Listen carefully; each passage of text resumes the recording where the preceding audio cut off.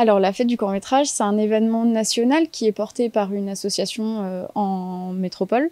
Et dans ce cadre, ils organisent une fois par an la fête du court-métrage pour mettre à disposition en fait, aux acteurs culturels des courts-métrages afin de valoriser ce genre cinématographique qui est un peu considéré comme les premiers pas du cinéma en fait.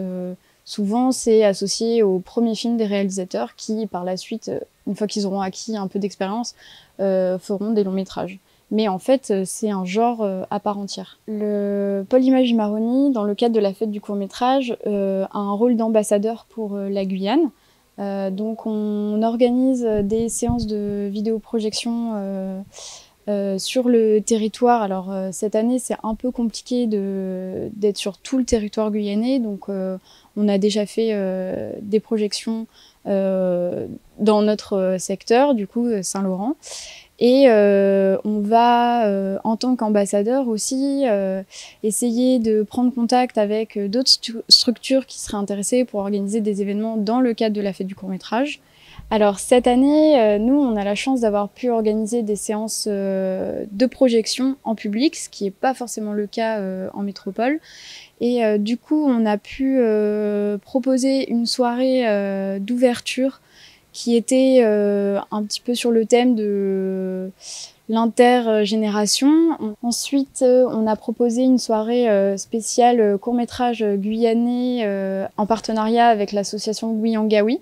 Du coup, pendant cette soirée, on a uniquement projeté des courts-métrages guyanais. On faisait un peu honneur au cinéma guyanais. Le samedi, on a organisé un événement en partenariat avec l'association Liba Cadabra qui est basée à Saint-Jean-du-Maroni. Et on a proposé un atelier pixilation pour les enfants qui étaient présents et une soirée de court-métrage jeune public. Dimanche, on a organisé au Point Couleur de Saint-Laurent-du-Maroni une après-midi un petit peu sur le même modèle avec un atelier de pixilation et un programme jeune public. Et ce soir, on organise la clôture de la fête du court-métrage.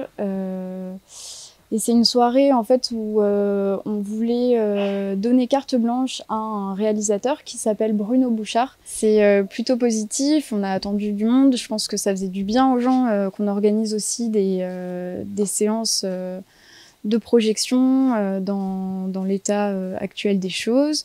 C'est très positif parce que les gens accrochent beaucoup à ce genre cinématographique, le court-métrage. Et nous, ça nous a permis de mettre en avant du cinéma guyanais.